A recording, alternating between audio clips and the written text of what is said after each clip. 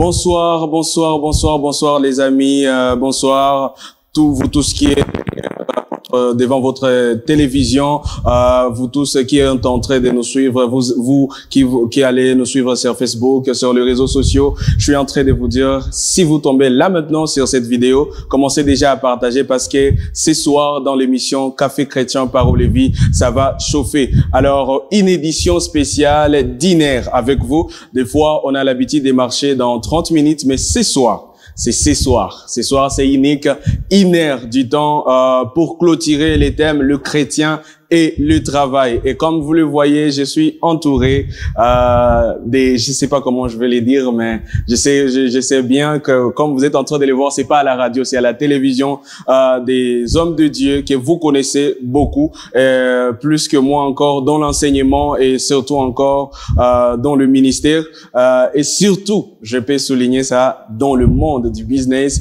et surtout encore le père des travail ici dans la jeunesse et tout, comme vous le voyez. Alors, je vais commencer de ce côté ici. Bonsoir, pasteur. Bonsoir. Vous allez bien? Je vais très bien, merci.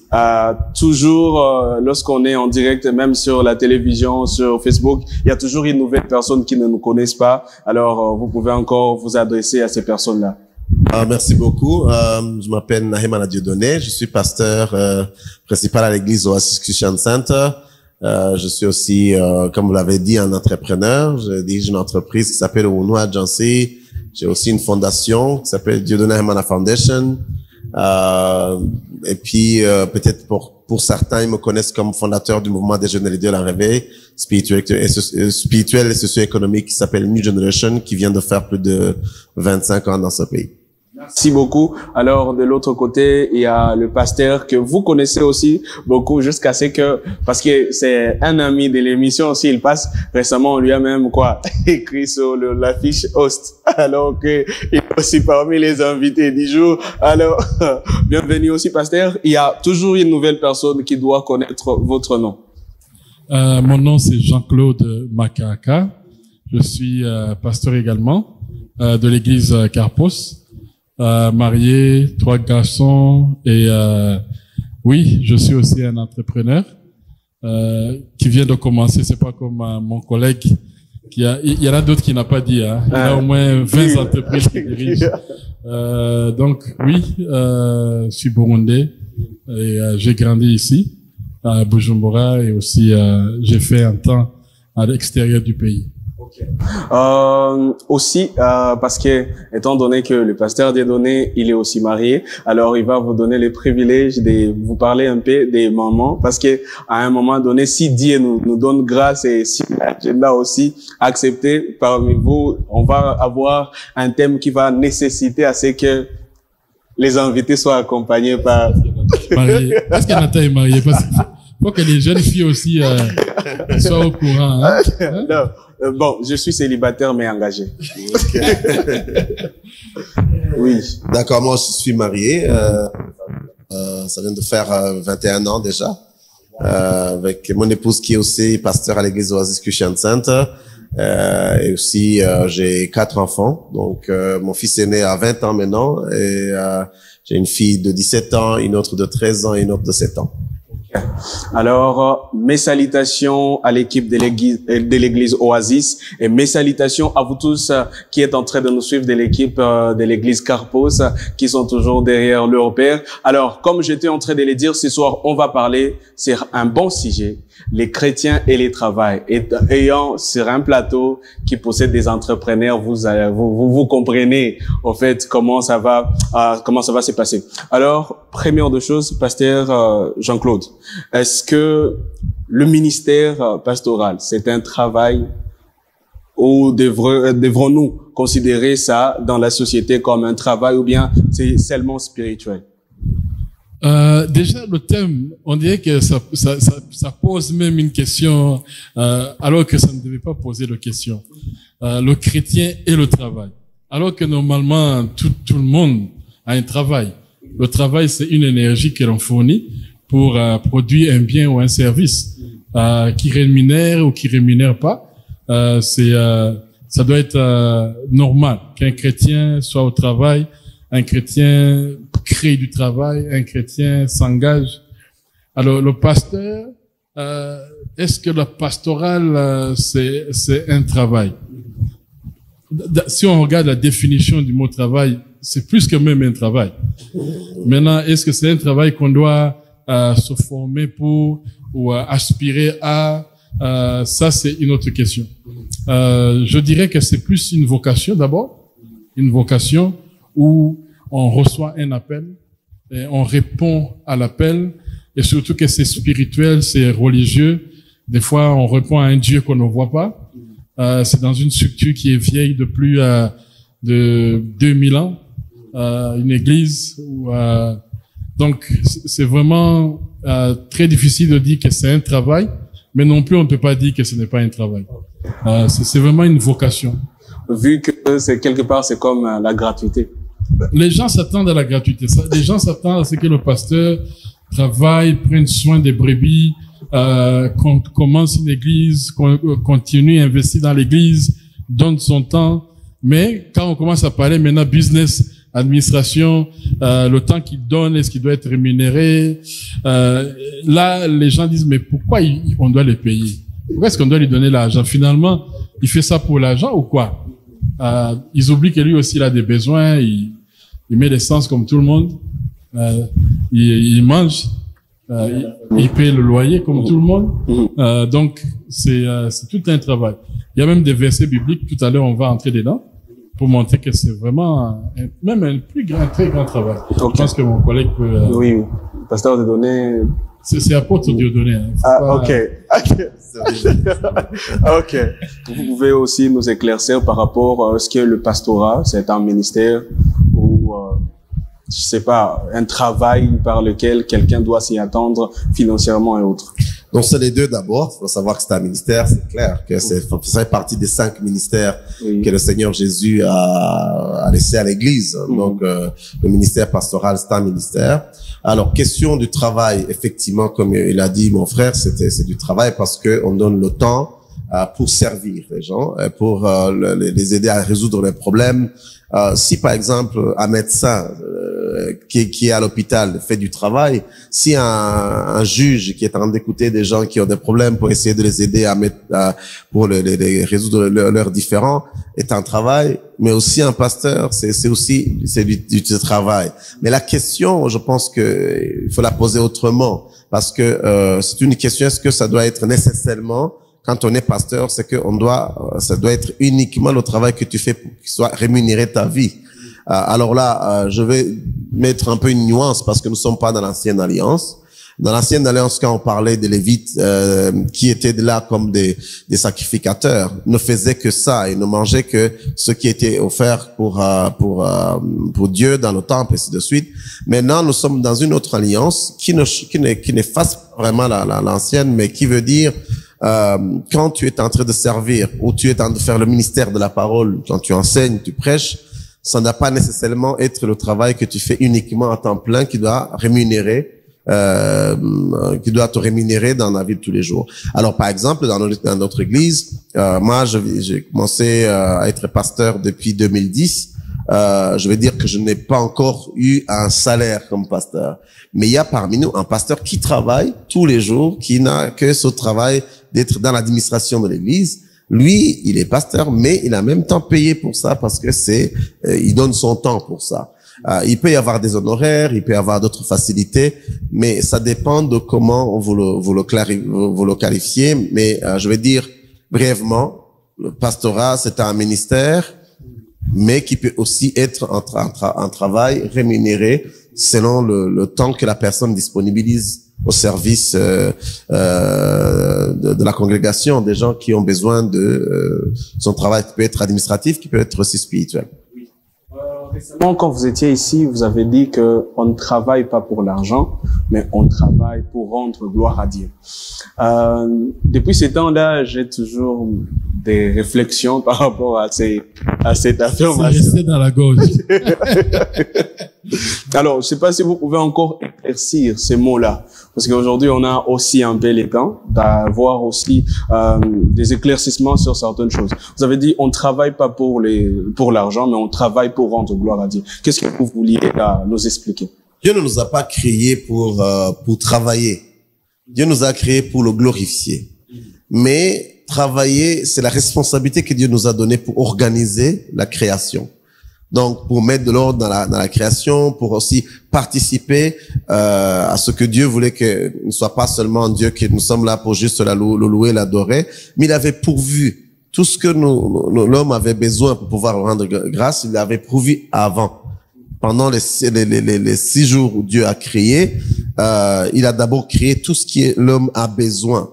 Et puis, à la fin, il a créé l'homme, donc le 6e jour, pour que l'homme puisse avoir tout ce qu'il a besoin et glorifier Dieu. Mais il a donné la responsabilité de dominer la terre, de l'organiser, de gérer la terre. Alors, c'est-à-dire que Dieu n'a pas d'abord créé l'homme le premier jour et lui demandé de chercher ce qu'il doit le faire vivre. Dieu a d'abord pourvu parce que c'est Dieu qui pourvoit nos besoins selon sa richesse. Donc là, quand on dit qu'on ne travaille pas pour l'argent, et Jésus a été même très clair, hein, parce que là, il dit, il y a deux maîtres. Tu vas choisir lequel tu vas servir. Soit tu sers Mammon qui est là pour ce sont les gens qui disent, c'est ce que il a voulu dire par l'amour de l'argent, en disant quand j'ai l'argent j'ai tout. Mais pour nous des chrétiens, nous savons que nous vivons par la grâce de Dieu, nous vivons parce que Dieu nous a créé un plan merveilleux pour notre vie, mais l'argent c'est un outil pour servir Dieu. Donc, c'est-à-dire que l'argent n'est pas devant nous, l'argent est derrière parce que ce sont les choses qui nous suivent pour pouvoir nous permettre de servir et de glorifier Dieu. Alors, si tu te réveilles le matin pour aller chercher de l'argent, tu n'as pas compris pour la raison pour laquelle tu as été créé.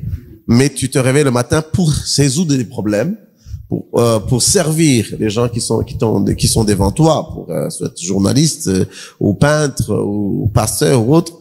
Mais alors là, tu vas avoir comme conséquence, les gens vont aussi te donner ce dont tu as besoin en utilisant le billet de l'argent pour pouvoir te donner le minimum que tu as besoin pour continuer à vivre. Donc, je veux dire que notre motivation quand on se réveille le matin, c'est pas pour chercher l'argent, c'est pour résoudre les problèmes, c'est pour trouver des solutions, parce que Dieu nous a créés pour ça, et l'argent va venir comme une réponse à ce que nous avons donné comme service. Okay. Pasteur, il y a quelque chose que vous pouvez augmenter par rapport à cela? Je pense que aussi c'est important de ne pas mettre l'argent en avant quand on entre dans le ministère ou quand on veut servir Dieu. Il faut penser que Dieu, c'est lui qui nous envoie. Il a déjà pourvu à la vision dès le commencement. Tu peux pas répondre à Dieu et dire j'ai des problèmes d'argent. Les problèmes d'argent, c'est quand tu te focalises sur ça. Au lieu de te focaliser sur l'appel, la vision, je pense que c'est très important pour un jeune qui nous écoute ou un homme de Dieu qui veut commencer ou une femme de Dieu qui veut commencer le ministère, de ne pas mettre l'accent sur où est-ce que je vais trouver les fonds. Sinon, tu vas jamais commencer. Ou bien tu vas trouver le ministère très difficile parce que on n'y va pas à la fois. On répond vraiment pas à la fois, on embarque, des fois on plonge, on ne sait pas comment ça va aller, comment ça va arriver, on ne met pas l'accent sur ça. Alors, vous avez dit que le pastorat, c'est un travail, tout comme c'est un ministère que l'homme doit exercer. Alors, ce ministère-là a-t-il des conséquences ou bien des exigences? Des conséquences soit positives, soit négatives, et aussi des exigences que ça doit te demander, toi, celui qui a le ministère, ce travail-là à faire pour l'Église. Par exemple, aujourd'hui, on peut voir quelqu'un qui s'autoproclame pasteur, mais il ne sait pas, soit il y a des exigences, il y a des sacrifices par lesquels il doit passer dedans ou pour bien combler le nom là. Est-ce que Jean-Baptiste a été ordonné? Non. Non, je blague. Il faut être ordonné. Là, c'est les fameux versets qu'ils vont chercher pour s'autoproclamer apôtre international des nations. Non, je veux dire, c'est très important que c'est très difficile parce que nous sommes dans une nation qui vient de vivre comme la 2e génération de pasteurs. Et la première, ça a été difficile pour eux. Ils n'ont même pas fini d'établir encore leurs églises. Que voilà, la 2e génération veut servir. Et moi, j'ai vécu dans des pays où on est à la 5e, des fois 6e génération de serviteurs. Alors, tu trouves des structures déjà en place, tu trouves les bâtiments déjà achetés, tu trouves tout est organisé, l'administration est organisée. Donc, Un jeune qui vient et qui commence tout seul. Imagine. Tu commences tout seul. Tu n'as personne. Tu n'as personne. Tu cherches. Il y a personne qui vient t'aider. Tu dis, mais qu'est-ce que je vais faire? Tu cherches de l'aide. Lui-même, il est en train de chercher l'aide. Donc, je ne peux pas blâmer. Parce que je suis pas dans la position de blâmer. Mais je peux comprendre où est-ce que nous sommes présentement. Il faut vraiment que tu trouves quelqu'un, si c'est pas un soutien financier, mais au moins un soutien spirituel. Quelqu'un qui t'aide à commencer, qui te surveille, à qui tu dois rendre des comptes. Tu peux pas commencer tout seul. Si tu n'es pas sous une direction d'un apôtre ou d'une église qui te lance, qui t'implante, et que tu es seul, mais que tu sens l'appel, cherche-le d'abord. Pour que tu sois sous quelqu'un qui va te montrer comment implanter. On n'implante pas n'importe comment. La façon dont on implante ici à Bujumbura, c'est pas la même façon qu'on va implanter à Gitega, ou à Muyinga, ou à Kirundo. Donc, il faut des gens qui ont déjà implanté, qui connaissent l'organisation de l'église, la structure de l'église, qui ont déjà vu les difficultés, et qui vont te dire, fais attention à ceci, fais attention à cela. Maintenant, si tu es déjà dedans, que c'est trop tard maintenant, tu es déjà dedans, tu sens la chaleur, le bouillonnement là de l'eau là, hein? C'est pas trop tard non plus. On a un apôtre ici, tu peux l'approcher. Lui dire, voilà, je cherche quelqu'un pour me coacher. Moi, je l'approche. Je lui pose des questions, le terrain est comment, tel pasteur il est comment, la situation est comment. Donc, il faut aller chercher des coachs, des pères spirituels ou des guides spirituels, des gens qui vont t'aider. Sinon, bienvenue à le burn-out ou le stress ou la dépression. Il y a beaucoup de pasteurs qui démissionnent. Les gens ne le savent pas. Quelque chose augmenté, mais je souligne que vos interventions sont en train de me pousser à poser certaines questions qui ne sont pas allez-y, Data. Ok, pasteur, vous pouvez augmenter quelque chose. Oui, en fait, ce que j'allais ajouter, effectivement, c'est dommage, mais il faut connaître les réalités. L'église évangélique, si vous voulez, charismatique, c'est vraiment, elle est très jeune au Burundi. Elle est très jeune. Moi, quand j'ai rencontré des gens, je leur disais, vous savez que ce qu'on appelle mouvement charismatique, tout ça, ce n'est que dans les années 90 au Burundi. Ils disent, mais ça, c'est pas possible. Les autres, ça date de 100 ans, de 200 ans. Alors, c'est toujours difficile parce que les gens, ils vont se réveiller le matin, ils veulent commencer, ils ont le feu, mais il manque ce soutien. Même si tu as un père, quelqu'un qui est là pour t'encadrer, des fois, il n'a pas les moyens pour pouvoir t'accompagner. Donc, mais c'est le plus important, c'est de savoir que tu as besoin de quelqu'un, comme il a bien dit, d'abord un qui te donne le conseil, mais qui sera là. Nous tous, ça nous est arrivé. Moi, je me rappelle, si je n'avais pas mon père spirituel qui m'a ordonné avec tous les autres pasteurs qui étaient avec lui, à un certain moment, j'ai tout fermé carrément. Mais quand ils sont venus, ils m'ont encouragé, ils m'ont soutenu, ils m'ont aidé à continuer. Donc, quelque part, tu peux pas commencer. J'avais une grande expérience, j'avais une expérience de diriger des organisations, je savais comment trouver les moyens, mais quand il fallait commencer au niveau de l'église, tout s'est carrément arrêté jusqu'au moment où je me suis rendu compte que j'ai besoin d'un guide ou de père spirituel, du coach pour pouvoir t'accompagner dans ce processus. Donc, il faut pas négliger cela.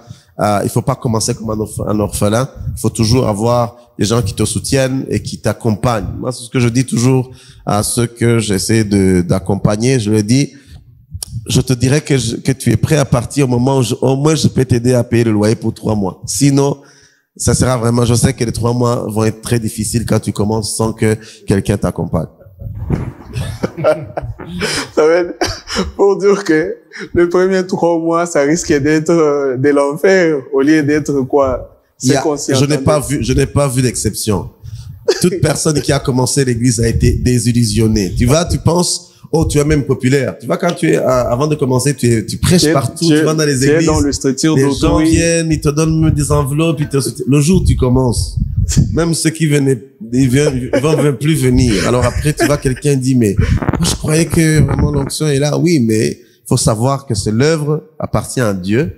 Tu dois d'abord savoir que c'est à lui, de lui, tu dois vraiment attendre la provision. Et après, tu seras à l'aise pour commencer. Donc, il faut pas s'aventurer. Ça, il faut vraiment éviter de ne pas s'aventurer, avoir un accompagnement, avoir des gens qui t'encadrent. Alors, aujourd'hui, bon, je suis en train de me forcer de ne pas poser cette question, parce que cette question peut nous amener dans un autre débat. Parce que vous avez dit que l'Église est jeune, et surtout encore que quand on parle de la jeunesse, on voit beaucoup des erreurs que nombreux vont commettre par manque d'expérience.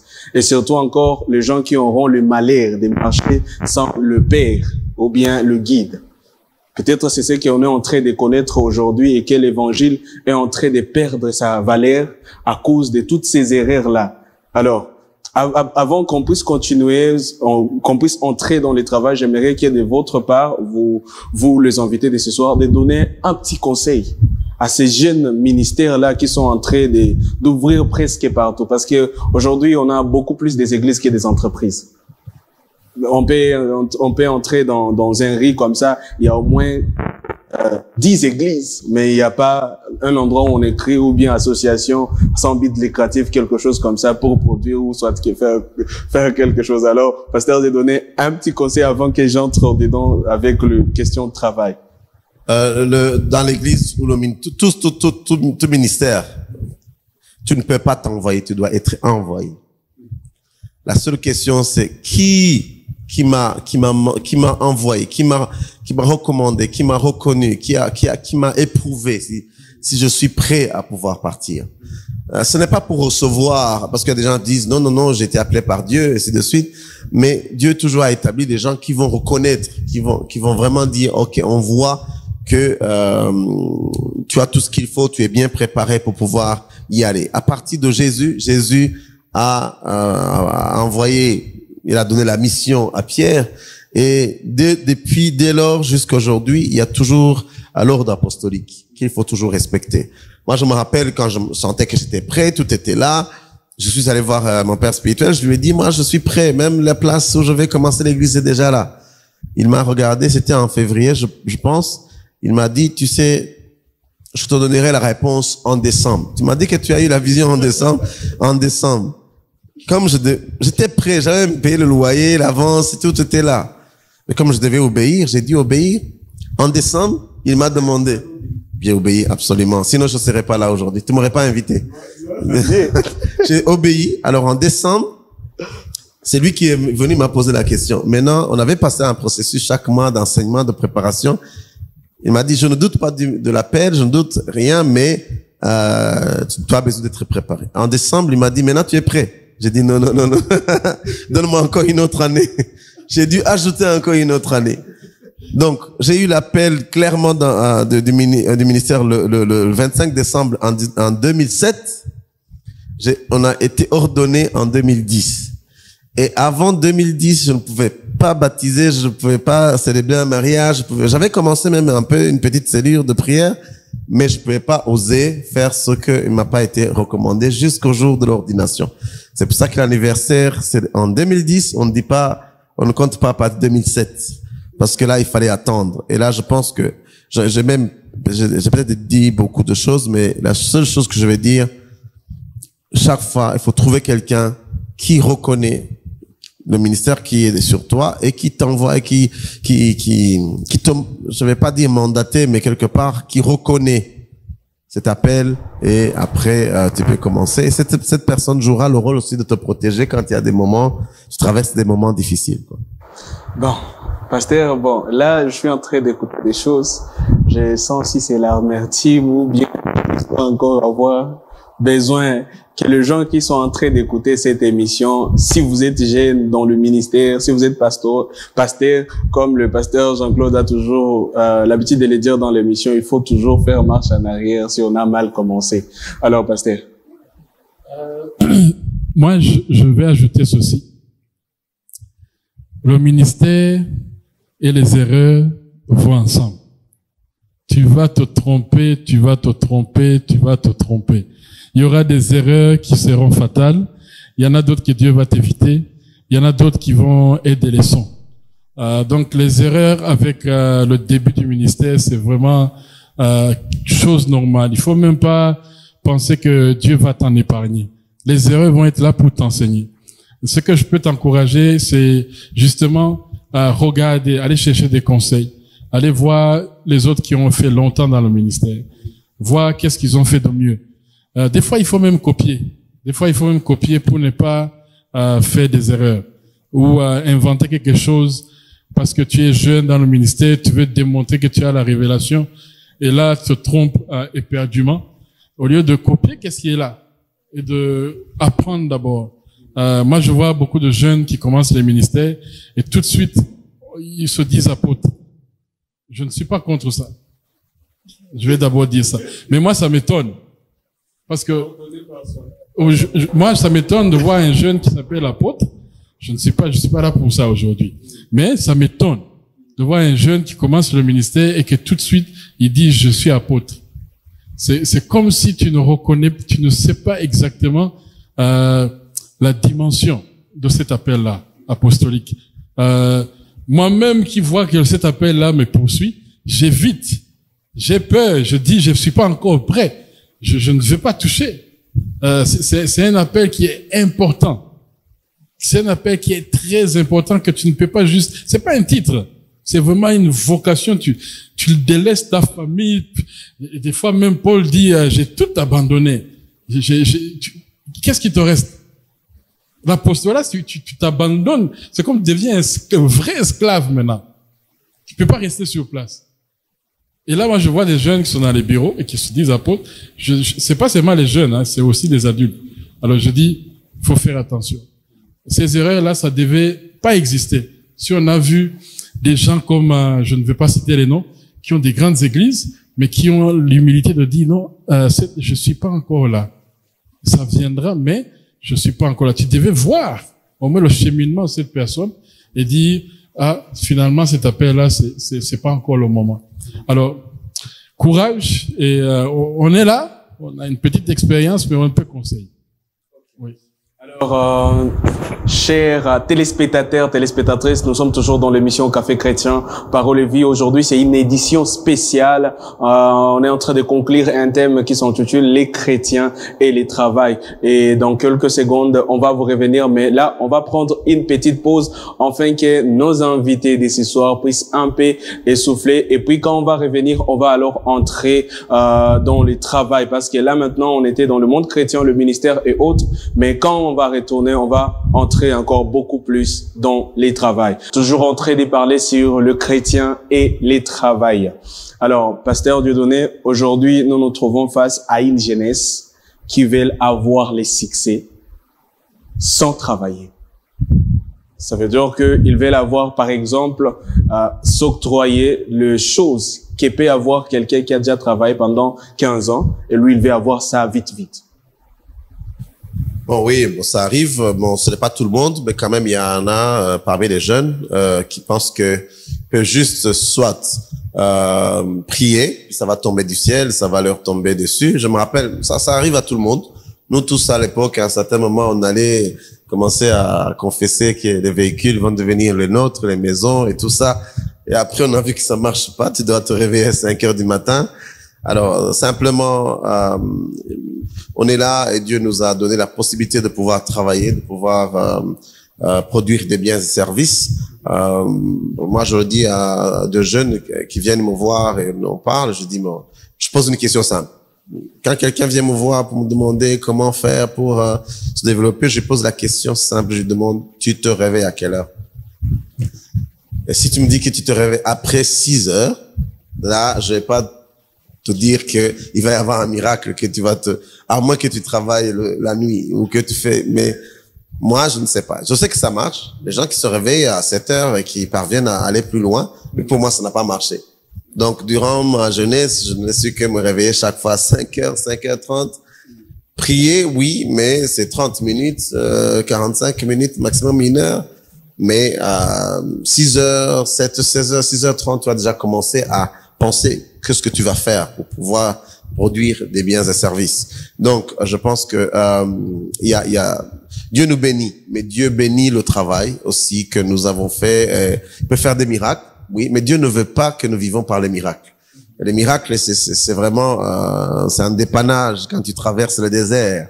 Mais il veut que tu manges les fruits du pays parce que tu peux cultiver, tu peux récolter. Et il prend plaisir de te voir travailler et de produire des résultats de ton effort, ainsi de suite.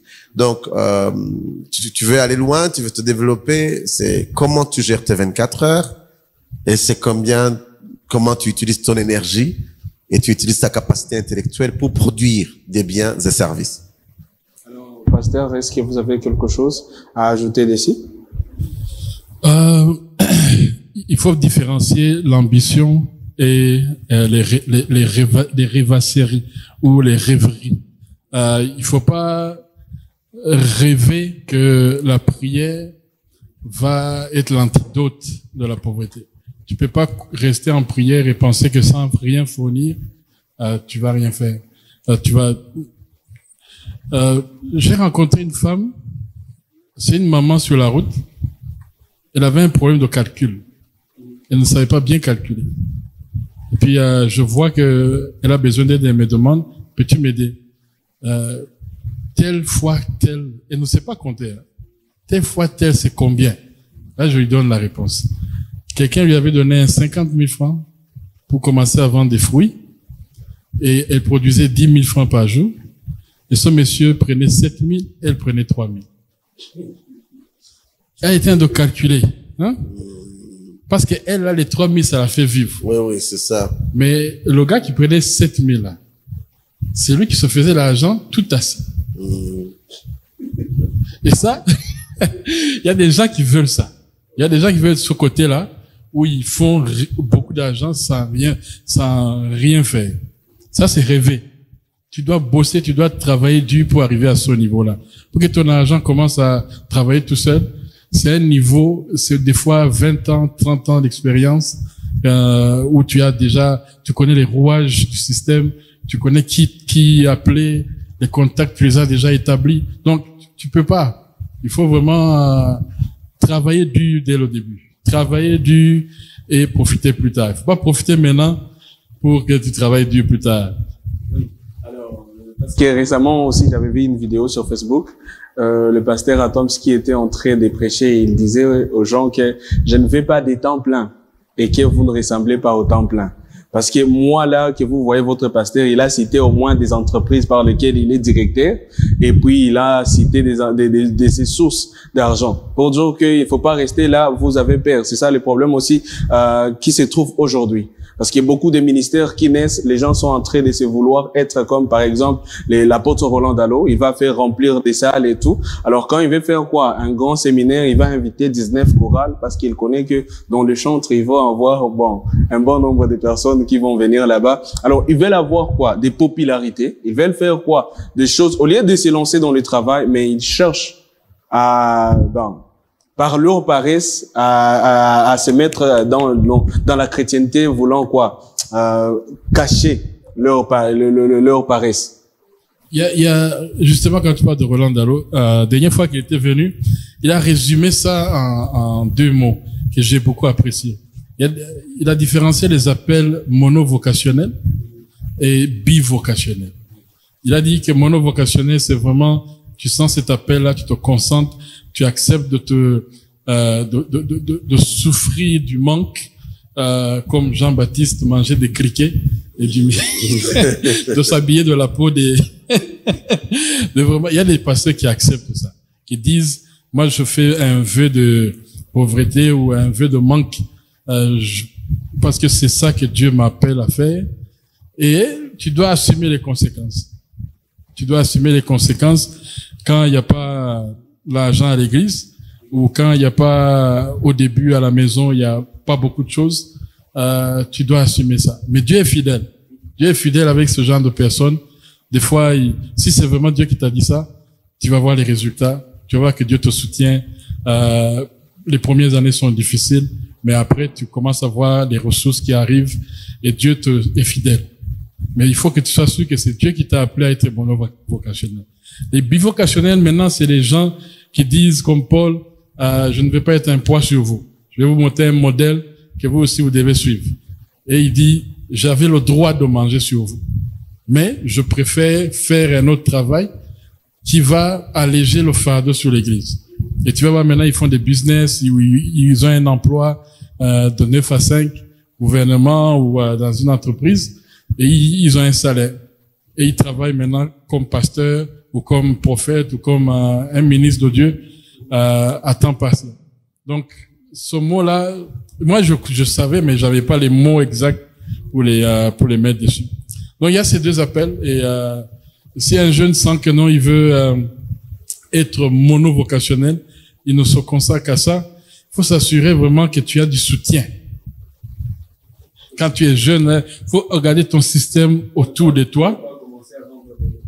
Écoute, il faut être sûr que tu as du soutien au départ. Soit ton apôtre, soit ta famille, soit ton épouse qui travaille, toi tu es à temps plein, ou soit regarder vraiment si tu as un héritage. Il y a des gens qui ont des héritages. Hein. Moi, j'en ai pas eu. Bon, j'ai eu un peu. Mais si tu as un héritage que ils ont mis de côté, tu peux utiliser. Ça existe. Mais il faut être sûr que tu as ça avant de t'embarquer dedans. Sinon, je conseille aux jeunes d'avoir un emploi, de travailler à une business, d'avoir du soutien avant de faire le ministère. Oui. Pasteur Dieudonné, est-ce que les chrétiens doivent se réveiller et commencer à entreprendre? Moi, je pense qu'ils ne devaient pas se réveiller. Ça doit être normal. Ça doit être la vie de tous les jours. Moi, ce que je conseille à tous les jeunes, c'est pas seulement les jeunes, c'est toute personne. Je peux pas comprendre quelqu'un qui se réveille le matin et qui va attendre que quelqu'un d'autre a travaillé pour qu'il aille manger et qu'il aille. Moi, je parle aux jeunes quand je fais des conférences avec les jeunes. Je dis, si tu as 25 ans et que tu ne sais pas qui a acheté le matelas sur lequel tu dors, et tu ne sais pas qui a payé, ou même tu connais qui a payé la nourriture que tu vas manger, c'est du catastrophe. Tu peux pas. Donc, vaut mieux ne même pas trouver du travail à l'extérieur, mais au moins essayer de faire quelque chose à la maison. Donc, il faut toujours avoir ce sens de travail. Bon, peut-être j'exagère, parce que moi, depuis que j'ai 17 ans, je n'avais personne pour voir mes besoins. Je devais me débrouiller. Bon, j'ai fabriqué du jus de maracuja, j'ai vendu des cartes de vœux, je suis allé travailler dans des restaurants. Dernièrement, j'ai un café là-bas, à l'église. Et puis alors, ça ne marchait pas dans le management. Je suis allé pour commencer à travailler dans le café. Tout le monde venait me disait, mais est-ce que toi, tu peux venir travailler ici? J'ai dit, oui, je sais comment servir. Je sais comment. Je vais montrer à ces jeunes que c'est possible, qu'on peut se réveiller à 7 heures du matin et travailler. Donc, la chose la plus importante, c'est de comprendre que quand tu as encore de l'énergie, quand tu peux encore travailler, il faut trouver de quoi faire. Des fois, il faut pas commencer par les choses qui rémunèrent. Il y a des gens qui ont toujours la tendance de dire, oh, je n'ai pas, où aller demander du travail, ou alors, ils disent, je suis allé déposer des dossiers. Pourquoi tu es allé déposer des dossiers? Va demander du travail et ne demande pas qu'on te rémunère. Parce qu'à la fin, moi, je l'ai déjà fait avec beaucoup de jeunes. Tu dis, OK, si quelqu'un, par exemple, vient ici à BTV, il dit, OK, moi, je n'ai rien à faire toute la journée. Je veux vous aider en tout ce que vous voulez. Si vous voulez que je balaye, si vous voulez que je vous aide à déplacer les caméras, je vais le faire et vous ne me payez pas. C'était difficile de lui dire non. Mais quand il a déjà commencé à le faire, c'est aussi difficile de ne pas lui donner quelque chose. Il y a une personne qui est venue, je lui ai proposé la même chose. Tu allais travailler dans une ONG. Alors, je dis, demande pas de salaire. Demande seulement qu'on te donne de quoi faire. Alors, on a donné de ranger des livres dans la bibliothèque. Après, il avait des notions de comptabilité. La personne qui travaillait dans la comptabilité lui donnait à pouvoir l'aider un tout petit peu. Mais à la fin du mois, il n'avait aucun salaire. Qu'est-ce qui s'est passé? À partir du représentant de l'ONG, tout le monde passait pour lui dire vraiment merci beaucoup avec une petite enveloppe. L'autre, jusque même celui en planton, il a donné quelque chose. Et cette personne est rentrée avec plus d'argent que des gens qui sont engagés. Wow. Parce qu'elle était en de travail. Et après, le numéro 2 de l'ONG a créé une autre ONG. Elle est devenue numéro 2 de cette ONG. Travaille là-dedans maintenant. Mais si elle avait déjà commencé à chercher du travail, il faut qu'on me paye, n'allait pas trouver du travail facilement. Donc, j'encourage les jeunes à travailler. Le travail, si tu ne le trouves pas, il faut le créer. Il faut le créer. Il faut le créer, c'est possible, et il faut pas négliger. Moi, personnellement, si tu me demandes si je dois conduire un taxi vélo pour que je puisse générer des revenus, ça ne me cause aucun problème. Ces titres, tout ce que tu peux dire, ça importe peu si je n'ai pas de revenus. Donc, bon, c'est taxi vélo, Donc, franchement, dans ma tête, c'est vraiment pas du tout un problème de accepter de faire un travail qui va permettre de générer ce qui me permettra de continuer à fonctionner. Et ça n'empêche pas que le lendemain, je me mets en costume, cravate et que je prêche ou que je puisse aller dans d'autres réunions importantes. Donc, il faut vraiment que les jeunes comprennent que il faut travailler, il faut se réveiller, il faut créer, il faut innover et puis après les revenus vont venir.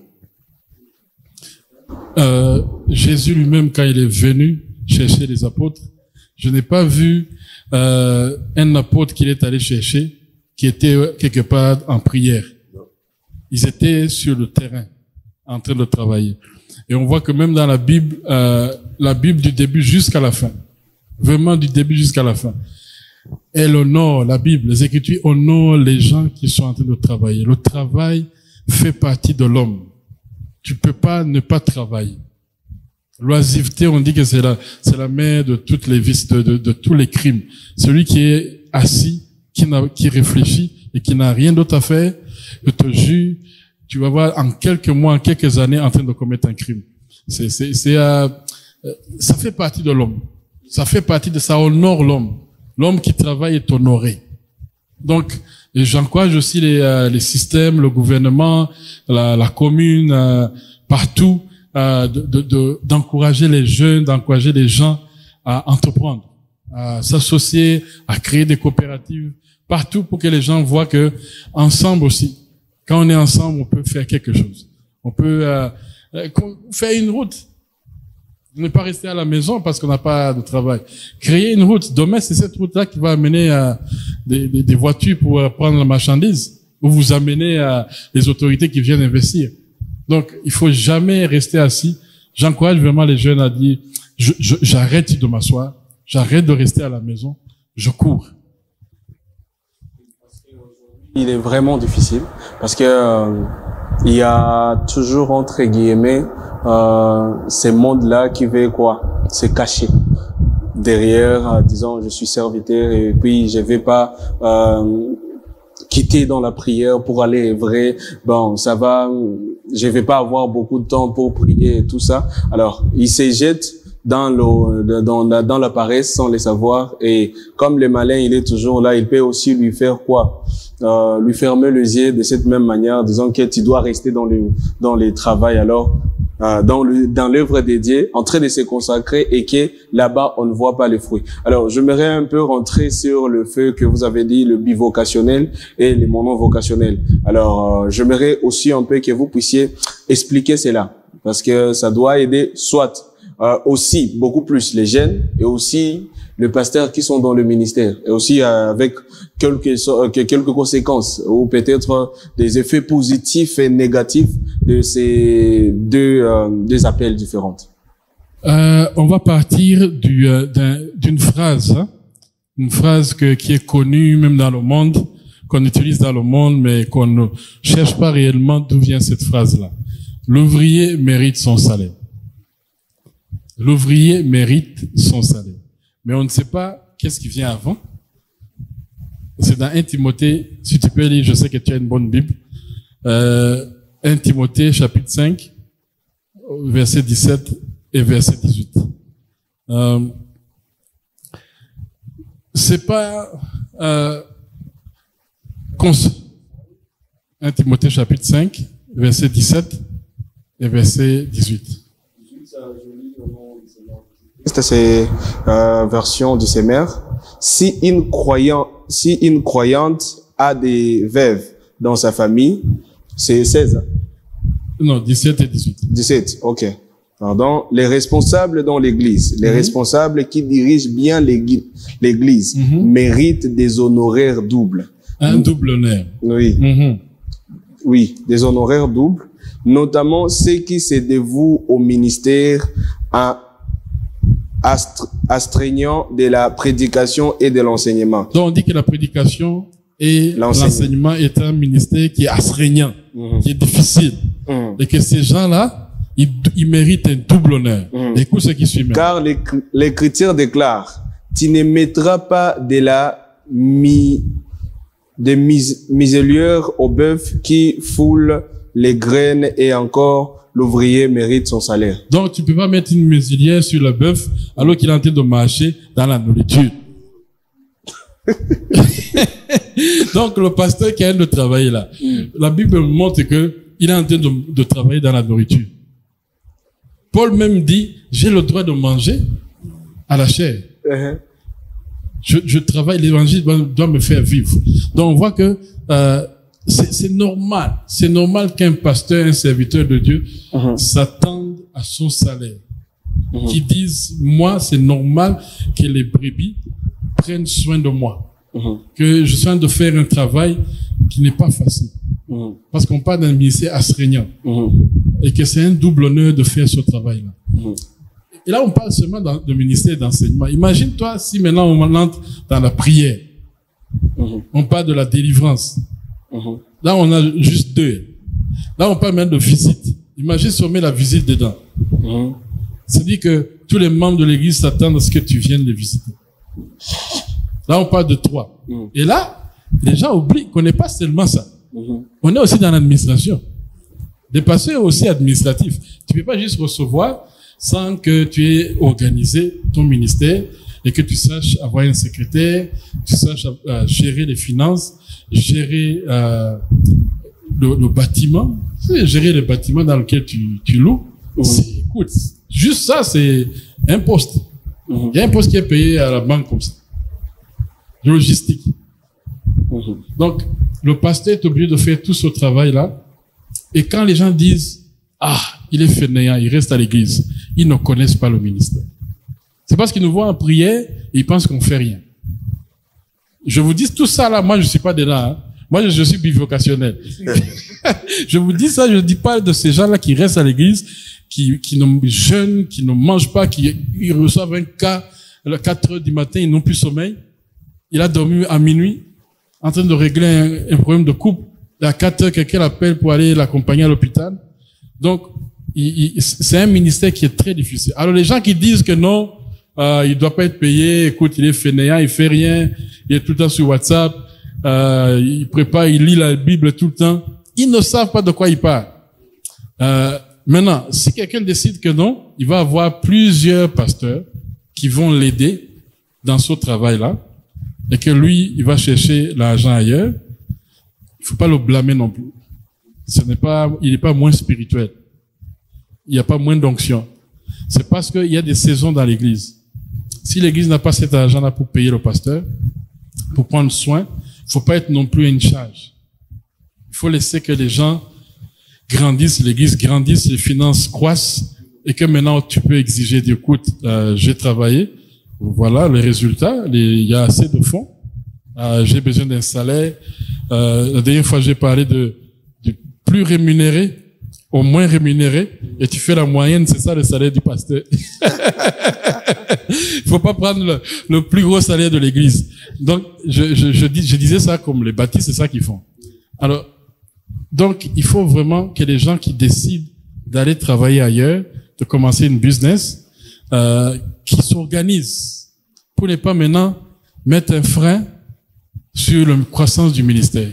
Il faut pas qu'à cause il sort, que le ministère maintenant décroisse. Il faut vraiment que le ministère continue à croître, à chercher des collègues, des diacres. Il y a beaucoup de gens qui sont prêts à travailler. Tu veux augmenter quelque chose? Bon, je voulais revenir sur ce que tu disais, sur ce que pasteur Jean-Claude disait avant. Des fois, je pense que je suis un tout petit peu extrémiste sur la question j'essaie de penser quand je lis la Bible, est-ce que vraiment Dieu peut faire confiance à quelqu'un qui ne réussit pas dans la vie, qui n'a pas essayé de réussir dans quelque chose? Alors, quand on te dit, si tu as été fidèle d'un peu, Dieu peut te confier de grandes choses. Il faut avoir commencé à gérer au moins un minimum. C'est pour ça que quand tu regardes comment Jésus choisissait, il dit, ok, ce type-là, il s'appelle Pierre, mais c'est un beau pêcheur, là, il sait pêcher beaucoup de poissons. Là, on peut lui faire confiance. On va lui dire, alors, il va chercher un Matthieu, là, qui est dans l'Aubert, là, qui est dans le, on dit, c'est un bon, il sait comment travailler, il va organiser. Alors, je n'ai pas vu là où Dieu va trouver quelqu'un qui ne fait rien, il va faire confiance. Quelque part, c'est que ce que nous essayons de faire, parce que la Bible dit que ce qu'il a connu d'avance les a prédestinés à être semblables. Donc, ça, quelque part, le don qui est déjà en nous pousse à faire des choses, peut-être sans toutefois savoir qu'on est en train de servir le Seigneur, mais c'est là que le Saint-Esprit vient pour donner le sens à ce que tu fais. Alors, c'est pour ça que normalement, si tu veux vraiment, même si tu sens que tu as un appel de Dieu sur ta vie, va travailler, fais autre chose. C'est là que Dieu va te trouver. Il va dire, voilà, cette personne, on peut lui faire confiance. C'est comme on dit, il faut regarder s'il tient bien sa famille, si c'est un homme qui organise bien sa famille, parce qu'il faut quelque part un modèle, une référence. Comment est-ce que ça marche avant d'aller avoir les responsabilités au niveau du ministère. Alors, ce que je vais dire, c'est aussi ce que il a déjà dit, c'est que oui, à un certain moment, l'Église peut être très bien stable, et bien sûr, il faut encourager que si une fois, comme on l'avait dit au départ, le pasteur a besoin d'être à temps plein parce qu'il y a beaucoup de travail à faire, parce qu'il y a vraiment de grandes responsabilités. Je pense qu'ici au Burundi, les gens ne le voient pas dans le bon sens. Moi, quand je regarde combien de procès on évite qu'ils aillent au tribunal, combien de cas qu'on évite qu'ils aillent à la police, combien de maladies qu'on évite qu'ils ont consommées dans les hôpitaux parce qu'on a prié, les esprits démoniaques qui n'ont même pas de service au niveau de l'État pour aller les faire sortir, mais que cela demande à ce que l'Église, les serviteurs de Dieu sont là pour s'occuper de ces questions-là. Quand même, la personne qui est là, même s'il est en temps plein, il a le droit, effectivement, à vivre bien et avoir un salaire et d'être considéré qu'il est en train de jouer un grand rôle dans la société. Merci beaucoup, pasteur. Nous sommes presque à la fin de notre émission. Ça a été un honneur de vous avoir encore sur le plateau de l'émission Café Chrétien par Olivier. Merci aussi pour l'invitation. C'est un sujet très vaste. Oui. J'espère que vous aurez d'autres invités pour aller beaucoup plus en profondeur. Mais ce que je voulais juste dire, c'est juste dire que si une fois tu as envie de servir le Seigneur, travaille d'abord dans d'autres choses et le Seigneur te retrouvera là. Avant de chercher d'attendre que Dieu va te mettre dans le ministère avant que tu ne travailles, que tu ne fasses quoi que ce soit. Ok. Pasteur Jean-Claude, un mot à la fin. Un mot de fin, c'est le travail, c'est comment on dit, le travail anoblit l'homme. Vraiment, même si c'est balayer à l'église pour commencer, va et balaye l'église si tu n'as rien à faire. Cherche quelque chose à faire. Et j'encourage tout le monde. Merci pour l'invitation. Merci pour ce sujet qui est vaste, qu'on a juste effleuré. Vraiment, continue. Nathan, on est fiers de toi. Continue à servir le Seigneur. Et on est derrière toi. Et dis-nous quand est-ce que tu veux te marier. On va préparer nos costumes. Hein? Ok. Alors, nous sommes à la fin de cette édition spéciale de ce soir. Et on va terminer par une chanson qui s'intitule Mungu Niko du frère Alliance. Et puis après, vous allez voir notre jingle dès la fin. Merci et bonne suite des programmes.